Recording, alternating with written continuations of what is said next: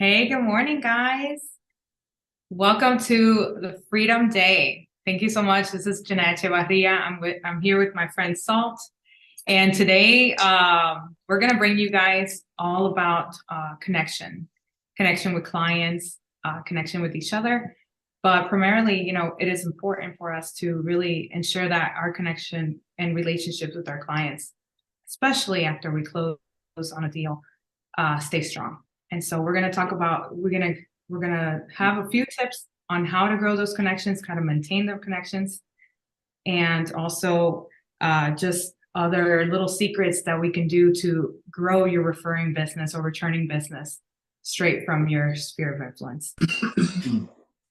So first and foremost, I want to begin. So Salt's never attended this class today, and so it is our Freedom Day. So we do this ritual where everyone is really hyped up, and we got to talk about Freedom Day. Everybody types it in the chat.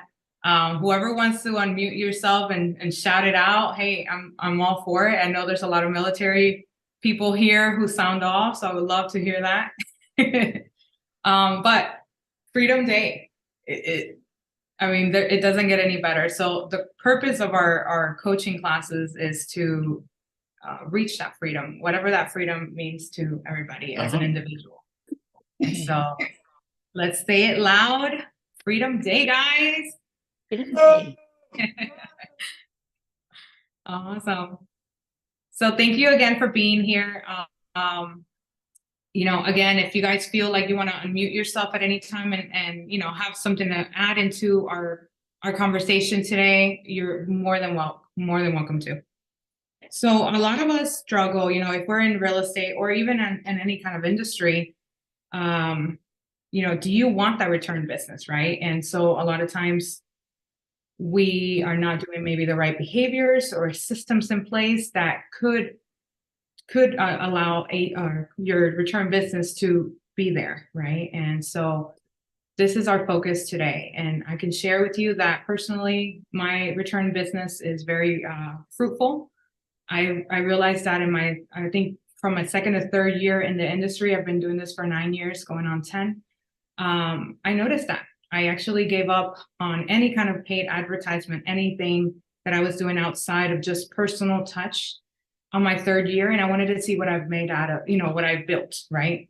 And so I actually, that year, I had about, I think 27, 28 closings just from return business. Some from my past clients coming back to me and selling their home or either renters coming back to buying their first home or referrals from my sphere of influence. So that was really powerful for me to learn that I had planted the seeds and I had fed, given it water, given it the sunlight it needed and saw it grow. So that's something that I want to share with you guys, some tips today of maintaining and creating the relationships is the first thing, right? But then maintaining them. That's right. So Salt is here because I would love for you to tell us a little bit about you. Sure. And the importance of what you're going to bring to our class today, because I think it's huge. Awesome. So thank you. Again, my name is Salt, just like the stuff you sprinkle on food.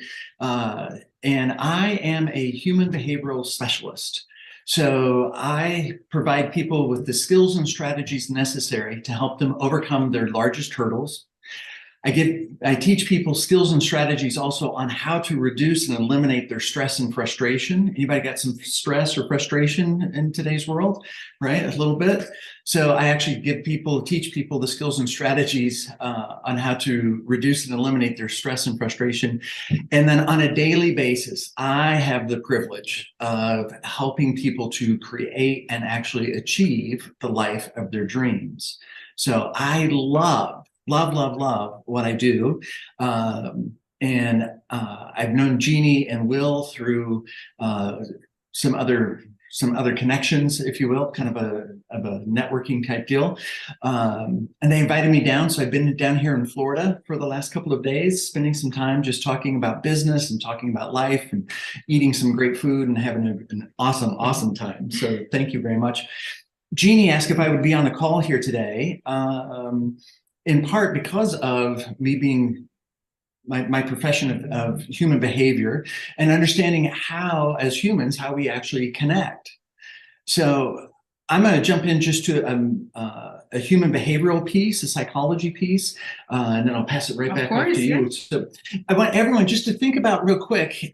So think about a date that you went on with someone. It could be a first date with someone, or it could be, you know, the last date that you had, whatever that is. But think about, even if you're married, it's like, all right, talk about a date or think about a date that you went on with a significant other, whoever that might be for you.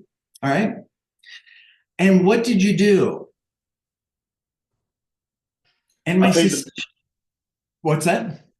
I paid the bill. Okay. Yeah. My suspicion is that one of three things occurred.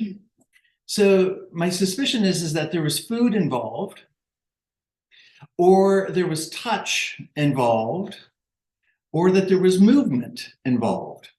One of those three things. As human beings, we connect around food, around touch, and around movement. And if you actually think about a fetus inside mama, right, little baby inside mama, right, baby has this constant source of food, baby has a constant sense of touch, and there's constant movement. Even when mama is sleeping, her body is still pulsing with her heart rate or with her heartbeat, and then also with her respirations.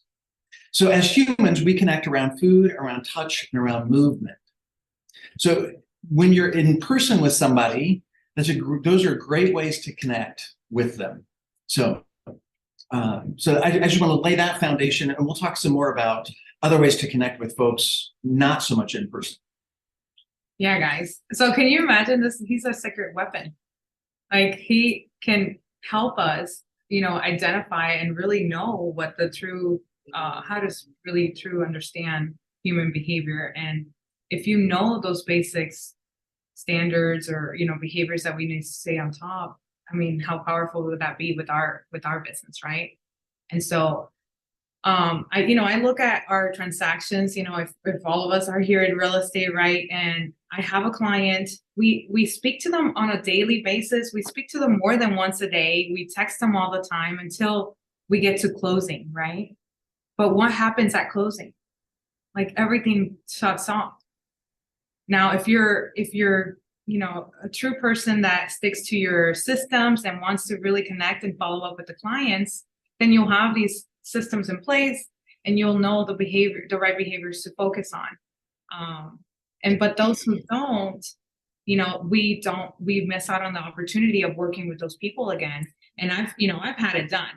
I've had it where clients are, you know, they're loyal with me, they're, you know, stuck with me at the hip, right, up until closing. And then at closing, you know, I might send a message out, hey, hello, how are you? How's everything? Are you settled in? But then we kind of just got so busy with everything else that we forget about that client that we were so involved with. And then they forget about us as well. And if we're not doing what we're supposed to, as following up and sending reminders or calls, however you want your system, which we're going to talk about soon, you know, they disappear, right? And then they'll forget who you were, and they'll find another realtor to work with when it's that time to sell their home, or if they need to refer you out. So that's what we don't want that to happen to you guys. So we're going to talk about those little tips. I'm going to share my screen with you guys. Let's see. And let me get that. Michael, do you mind if making me a host or co-host so I can share? And while we're waiting on that, just think about that feeling when you find out that someone that you've worked with in the past has gone with another realtor, right? Has anybody had that experience? Right? I imagine that that's like crushing on some level. It's like, oh my gosh, we had this relationship, and then to find out that they went with somebody else, it's like, right? So that's what we're actually aiming at today, is how do we shift that and not have that happen again. Exactly. It is hardening when you see that. Let me see. Okay. Still not able to, guys, but we'll go ahead and. So we're just gonna, while we get this going, we can start discussing the tips of connecting. So some of the things that we were discussing prior and planning into this class is what are some of the things that we connected along the way? So like on a yearly basis, after your clients close on their home, what is your practice, right? And so some of the things that we came up with was a home anniversary date, right? I mean, that's a given. You know your date that you closed on their home. Pull up your CRM, pull up your calendar, set a reminder for years today to contact these people, to send out a nice little celebration email, text, however it is that, that works for you. But that's one that's really easy, right? Another one we talked about, and it's a fun one, guys. You guys didn't know, but today's National Home Anniversary Day. And we're gonna have a tile for you. We're gonna share it with you guys that you get to share with everybody on social media, and you celebrate with all your clients, no matter when they close. Today is the day that you celebrate. That's right. Not only is it Freedom Day, it's also National Home Anniversary Day. All right. And I bet very few people on the call actually knew that today was National Home Anniversary Day. So you got to have fun with it. You got to embrace it, celebrate it, right? And everyone who's homeowner and they had the privilege of working with you, you got to celebrate. That's right. So another tip that we do often use is the weather changes. So for those of you who live in a northern area, you winterize their home, right? So most of the time you could send a nice little checklist of what to do for those people who are in the northern areas and suffer from other temperatures. If people are in Florida or in states that are southern that don't have drastic weather changes, but guess what? We do get storms. And so you send a checklist of preparation, right? For those, that's another time that you can connect with that client and really ensuring that you are caring about their home and their investment and their well-being by having them be prepared. So that is one that I don't practice enough. I'm going to be honest with you. I do want to, because I think it's important. It not only shows that you care for their well-being, but for their investment as well. And it's another opportunity to connect. Yeah. If you think about this, so I'm going to go back to that analogy of dating and that first date, right? So would you go out with the person who you never hear from again? Right? Of course not, right? That's not going to happen. What about the person that just sends you one text or one email, right? Well, maybe there's a little bit of interest, but you're not sure, right? And then what about the person who actually keeps in contact with you, right? That's someone who we're more interested in having a relationship with. And that's really the whole piece here with these tips to connect. It's about having more consistent contact with someone. And human behavior, right? And you all have heard this before, you got to, put yourself out there 7, 8 times before someone actually remembers you. And we do business with people who we know, who we like, and who we trust. So you start to get you'll know your clients, and your clients will start to get to know you through that home buying or home selling process for sure. So they will start to like you because you're actually helping them achieve some of their biggest goals, and then also to trust you because you're consistent. Mm-hmm. So these are some thoughts around getting more consistent with that follow-up and maintaining that relationship. Now, 2 things real quick. One is you don't want to be salesy in every email, right? No one wants that. No one wants the, and if you're looking to sell your house, here I am. If you're looking to sell your house, here I am. If you're, right? It's like, enough, right? So number 4, so the 4 that we have so far, the 3 that we have so far are the home anniversary date, the National Home Anniversary date or day, times during weather changes, and then also send out a funny email. So just something that makes someone and makes people laugh. And again, it's that, oh my gosh, this is funny. I enjoy this person. And it really creates a deeper connection when we have humor as part of that relationship. Yeah, especially if you can personalize it. I when you mentioned that funny email or experience, I think of this realtor that I don't know if most of you have seen it, but she had a video where she was just laughing in her car, and she shared that she fell, and she fell. She described it so vividly, right? So I thought, I'm here watching this realtor fall. Her skirt went over her body, and her client was right behind her. And those things happen. It's funny. I mean, honestly, it's just funny. I know at the time you might be embarrassed, but if you own it and you thought, hey, I'm gonna laugh it off, that person might, will be right there with you. Yeah. And so I think it connects them at a different level too. If you find something that happened during the process of you helping them that you thought it was funny, and then you just send that reminder. All right.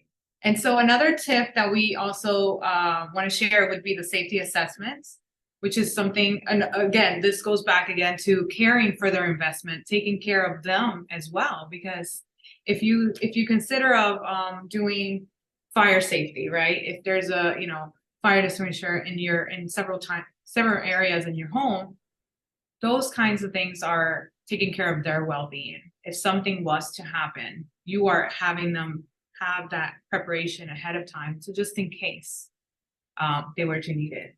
And a quick email that even says something around that, and I don't know the statistic, but I know that it's the majority of all house fires are caused by a cooking accident. They start with a cooking fire. And then just sending that statistic, right, whatever that is, 83% or whatever it is of all house fires start as a cooking incident. And then a question, one, do you have a fire extinguisher in your kitchen? And number two, is it, gosh, what's the word that I want? I can't think of the word that I want. Or does it expire, maybe? Yeah, exactly. Like inside. Right. So whatever that word is, it'll come back to me. But is it operational, right? Does it have the right amount of pressure in it? And then just one other sentence that just says, I'm here to help you look out for your biggest investment.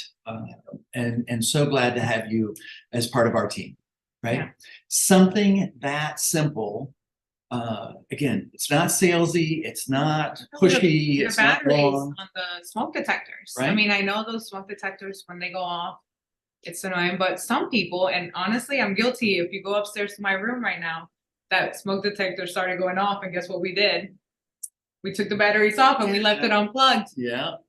So if someone sends me a reminder of, hey, have you replaced the batteries? I'm gonna be like, oh my God, I need to do that. Yeah. Right? There you go. That's a great one, actually, because I know a lot of people that do that. I honestly sitting on my dresser. And the word that I was thinking of is charged. Is the fire extinguisher charged, right? Does it have the pressure in it to actually work? Because over time, those things start to lose pressure. So another example, another potential email that you could send out to folks is you could promote someone or a course that you felt was beneficial to homeowners. So I have an accountability partner. Every morning, Monday through Friday, we have a 10-minute call first thing in the morning, and it's pretty much, what are your highest priority actions for today? How'd you do yesterday? Right? So it's this accountability piece. She actually has a home inventory class. And this is a class around how to very quickly take a home inventory. And I think she says on average, an average homeowner has at least 300,000 items in their home. And I'm like, wow, that's a lot, right? That's a lot. Now, where I'm from, I actually live in Colorado. And about 18 months ago, there was a huge fire. It was called the Marshall Fire outside of Boulder, Colorado. So about 20 minutes from where I live. And neighborhoods, literally just neighborhoods, were just completely decimated. At the end of the whole fires, there were foundations, and that was it. And imagine trying to fill out an insurance claim and coming up with all 300,000 items. And some of the things that she talks about too is like your Christmas decorations. You don't think about all of those Christmas decorations.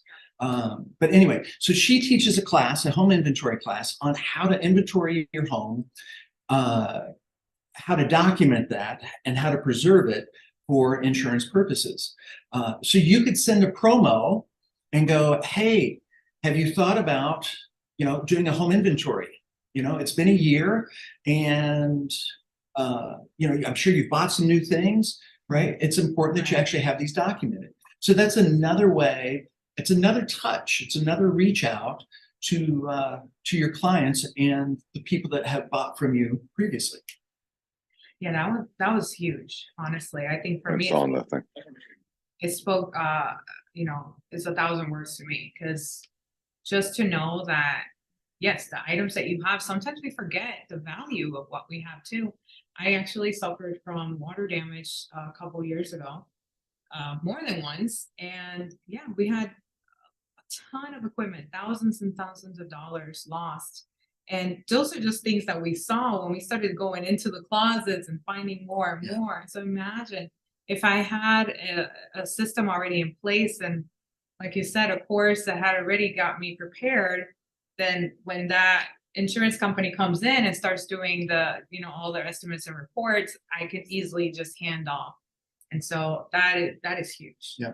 I think I would love to hear more about that. And if you guys are interested, we're going to share the email, Salt's emails later. He can probably give us maybe a promo code for that course as well. I bet I could. I bet I could. Awesome. Okay. And so the other part of things, so these are, the touches that we talked about, or the tips, are more something that you can automate, right? So you can use that Canva, you can use different types of tools, your CRM, however it is, to personalize emails and reminders, right? Or set reminders to send those out. But then I also want to talk about your touches, your actual follow-up conversations. To me, they're very important. I grow very close to my clients when I am working with them, and I miss them, right? I naturally, like, I had a closing that happened 2 weeks ago, and I've been helping them since December to sell their home, sell 2 homes, and buy their new one. And now I'm like having this separation anxiety almost, where I'm like, oh my God, are they okay?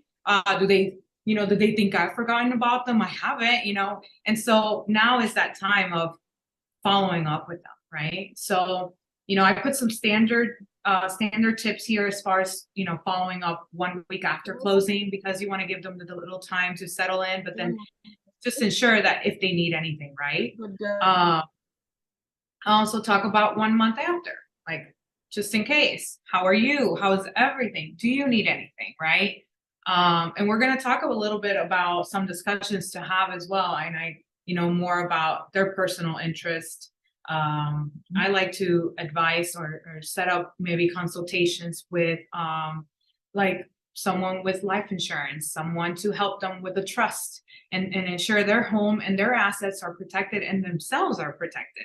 And so those are conversations that you could have. And I'd love to hear a little bit about that from you. Sure. Because you're definitely right in that realm. So if you think about this, so as we go through life, so we have income, and we're hoping that our income is always greater than our expenses. But if there's an event that occurs where our income drops, maybe it's a health event or whatever, and it's at that same time that our expenses go up, at that moment where those two intersect, right? That is a moment of crisis. That's a moment of, oh my gosh, the wheels are going to fall off. And so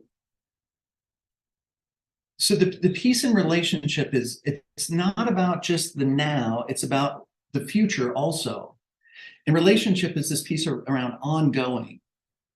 And so and this is exactly what Jeannie's talking about with the 1 week follow-up. It's like, yeah, we've closed, right? And it's not like, okay, we're closed and now I'm done with you kind of thing, right? That makes no sense. It makes no business sense, and it makes no human interaction or human behavioral sense. It's like, no, this is an ongoing kind of piece. And then helping people know what else to look for and to look out for, and find different professionals who can help, again, plan for that future. So Yeah. And also, sorry guys. Also just think about, maybe in that 1 week or 1 month, they might need, some vendors, some contractors, some services added into their home or into their family. So, it's just adding value, right? And you are the expert, and you are the person who holds all the information, right? And the knowledge that they're going to need, after home ownership. Or, if they relocated to a new place, you are the person there. You're the local expert. So why not be there and just pick up that phone, send them a message and saying, hey, how are you? Do you need anything? Yep. Well, how can I help you? That just speaks the words, 1,000 words. And then I like to do quarterly touches as well. Just check in on them. How are they doing? Do you need anything? A lot of my clients tend to follow up and they ask me for some of their paperwork again. Maybe they're filing taxes and they need some documentation. Yep.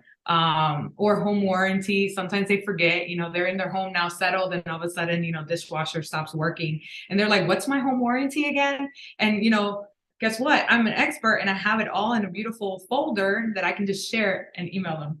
And so that right there just makes makes you look more valuable for them. And again, another connection, right? exactly. And then I also tend to do yearly property and market updates. Who doesn't love that? Like if they're everyone who owns homes are investors, right? This is the biggest investment in their life they're going to make, right? The biggest purchase. And so I always like to advise someone on that, even though it is their home and they're living and they may not intend to sell it, they still want to know what it's worth. And if it appraised in value, in the last couple of years, we've gone through this crazy markets of, double, like I've had 200,000 in equity in less than a year. Yeah. In a home. Yeah. And they should know that, because this could also help them prepare for a different future.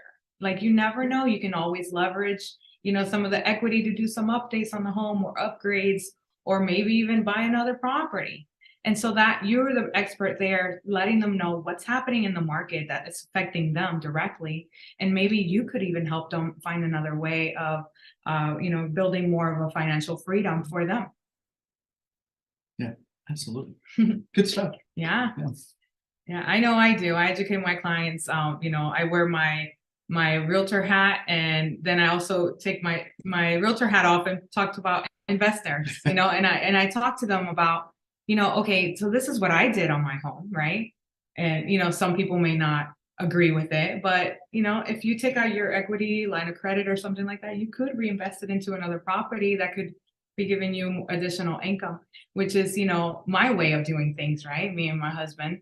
But some people may connect with that and they're like, wait a minute, I want to build wealth, Yep. right? I want to have residual income from another property. Or maybe I want a vacation home that I can rent out and use when I want it, but it's still being rented out and paid for. So Can we ask corporate questions? yes, let's do it. Stop sharing real quick. All right, guys. So is there any questions, you guys, any feedback or anything you'd like to add to conversations? What questions do you have?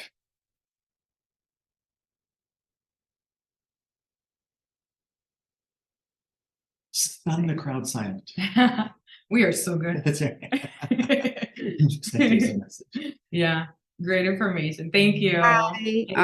I wanted to ask a question. I don't know if you guys know, if anybody on the call knows, but do you know if any programs that create like email templates that you can use to send out to clients? Oh, Kanisha, you're my favorite person in all the world right now. So, Don't tell my kids I said that, but you're you really are. So I appreciate that question very, very much. One of the things that I was going to say is if people on the call, so one of the offers that I want to make here is that if people are on the call are interested in some emails that I script that actually kind of tickle part of the brain that get people to take action, because that's really what it's all about. If you are interested in that, if you're interested in talking to me about some email scripting, I'm going to give you my email address and you can reach out to me and I'm happy to talk to you about that if that's something that you're interested in. So I'm going to give everybody my email address, and it is salt, S-A-L-T, salt, at saltcoaching.net. Salt at saltcoaching.net. And it's in the chat now. So if you are interested in some emails or at least some components of, so I can script emails or some components that it's important to have in an email that actually really create that connection and take action, email me and I'm happy to get back to you and we can have a chat. Thank you. I think someone asked for the slides. Absolutely. If you want to put your email on the chat, I can definitely share with you the slides and a couple of tips. Other questions, other people about connecting, about following up, about human behavior?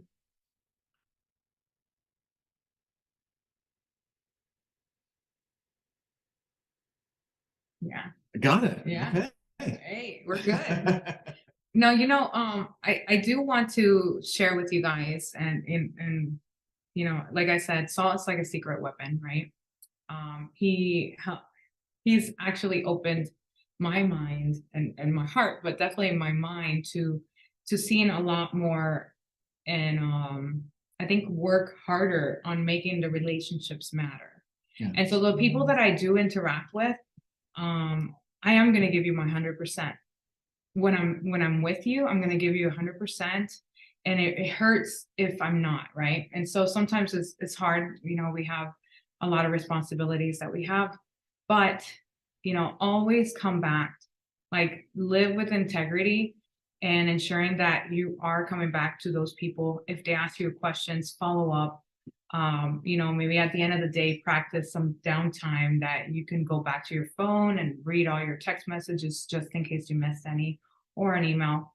I think that is really the most valuable thing is the following up after and ensuring that you do what you say you're going to do. Yeah. Right. If you tell your client, I'm going to call you in 2 weeks, do call them, and if you don't, it's okay. But if you don't call them in that 2 weeks, but at least, follow up with them when you can. And it's going to go a long way, to be honest with you. Like I see it rewarding in my business. My return business is very fruitful.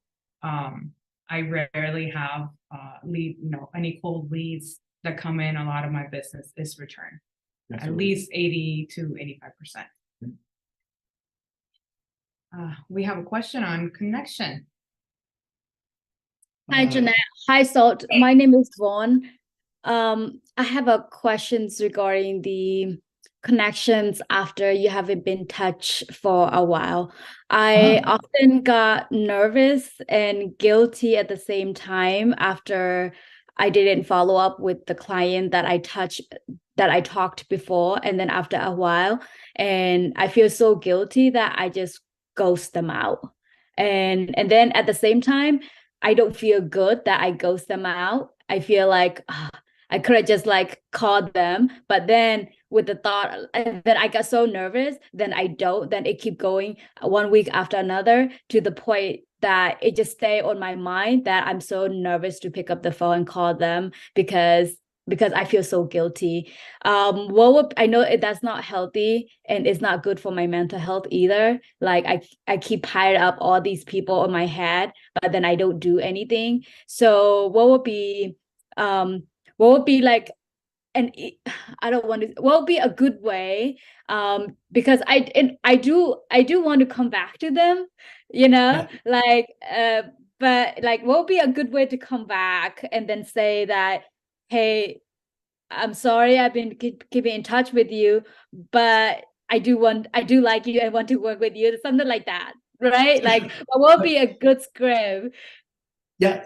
So Vaughn, you now are my favorite. So Kanisha, I'm sorry you got knocked off. No, Sorry it's for- okay. So That Anne was is a now really my great favorite. question. This is what I do with my kids. My kids are older now, but I still mess with them and tell them which one's my favorite, and then quickly shift to another one to being the favorite. So Vaughn, you're my favorite. So here's three things for you, real quick, and for everybody. Number one, everything is just feedback. Write that down. Write that down for yourself. Everything is just feedback.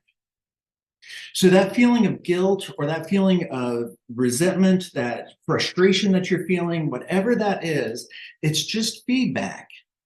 And it's trying to get you back into your authentic self. So everything that's going on around you is just feedback, and it's a matter of listening to it, not trying to push it away or ignore it, whatever that is. It's like, no, this is feedback. Okay, so I'm getting some feedback. What's the feedback? I don't feel good. I feel guilty, right? Now, guilt is a perception, and it's the perception that you have caused more pain than pleasure, more drawback than benefit, more negative than positive. So Vaughn, part of you is going, oh my gosh, me not talking to them has been more negative than positive. And so recognize that guilt is a perception. So you put that in the notes too. Guilt is just a perception. All right. And again, and it's the perception that you're out of balance. So it's like, okay, you can ask yourself, how does it actually help you? How's it helped the client to not have that contact? And I know that's a strange question, but that's a great question. It's like literally look at how's it actually served them, because it has, and it served you because you've done something else instead.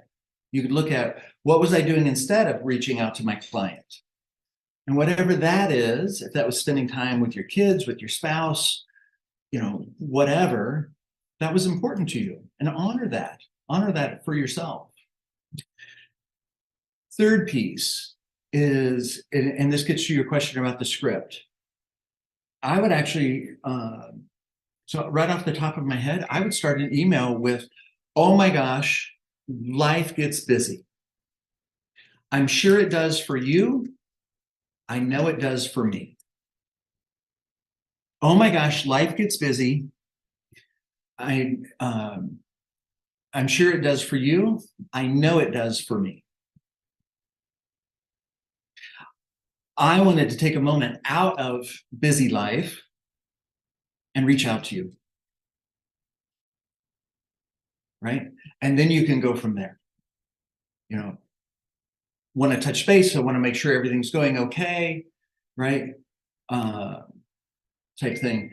And then you can get back into, and again, so Jeannie and I came up with 6 different areas, right? So the anniversary day of the buy or the sell, the national home anniversary day, the weather changes, the safety check, the funny deal, and then a promo like the home inventory class, right? So you can just, from there, once you do the, hey, I know life's been busy, I know it has been for me, right? Just checking in, then you can just put them right back into a regular contact. And if that's that quarterly thing that Jeannie was talking about, if it's an yearly or semi-annual kind of contact, now you got them into the funnel again and into your email sequence, if you will. Is that helpful? Yes, that helps a lot. Thank you so much. And my other piece with you, because I just feel it really kind of strongly, is my suspicion is that you're really judging yourself harshly, like you've done something bad or wrong, or it's like, oh, and you should have done different or whatever. And it's like, really honor yourself and go, I've made decisions, and those at the moment, those were really, really important. And that's the piece. Instead of, oh, I should have, could have, would have, because now you're just beating yourself down. But going, no, Yes, I do that all the time. It's like I should have just called that client, or I should have just follow up that client after a month after closing. Then I do something else. Then I just kind of like frustrate all myself and feeling guilty. Yep. But then and then like I was thinking I want to follow with them, but then like it's like, oh, I don't want to follow with them because they're gonna be like, they're not gonna be like, they're gonna be mad at me because they didn't hear from me like 3 months later, and then I'm calling them. Like I keep coming up with all these stories in my head. So here's the thing, Vaughn, right? So a couple pieces also. So one, you're saying no for the client. So I don't know if you're married or not married or whatever. So it'd be like going, oh my gosh, right? Here's a cute person over here, and I want to ask them out, but I'm sure they're going to say no. So you never ask them out, right? Yes, that's what's happening. Yes. And as a result, you're saying no for them. You're making these assumptions. So in my world, I go, never say no for somebody else. Let them say no. And what's the worst that they're going to say to you? What's the absolute worst that they're going to say to you? Don't ever call me again. Right? Yes. Yes. Okay. Right? Is it going to kill you? No. You'll be okay then. And if anything, you're going to reconnect and gain your client, gain maybe one or even more transactions out of that, because they'll reconnect with you and they'll use you continuously, and they'll refer you to all of their friends and family too. Yeah. Vaughn, if you'd like, email me, and I'd love to connect with you. I could give you a couple of skills and strategies that is going to knock some of this guilt and should have, would have, and what are clients going to say. I can knock that out of the park for you very quickly. And the piece for me is that, so my main focus for all of my clients is to help them master their life and master all areas of their life. I do have a financial focus in helping people master their financial life, but also their business life and their relationships.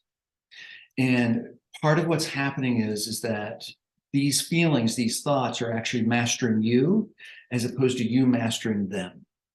And I can, like I said, I can give you a couple of skills and strategies. We don't have time right now. It's too long, too detailed. But I can give you some very specific skills and strategies that will help you overcome this, eliminate this, and start to master a greater part of your life. And I'd love that opportunity if you're interested. Email me and we can go from there. Thank you. Yeah, thank you. I appreciate the question. Other questions that we have? I'm gonna put my IG in the message as well, guys, my Instagram. And I'm gonna, those of you who are interested in wanting the National Home Anniversary Date tile, I'll send it in there for you so you guys can post and make it, personalize it with your logo and your names. I'll share that momentarily. Other questions? Any other questions?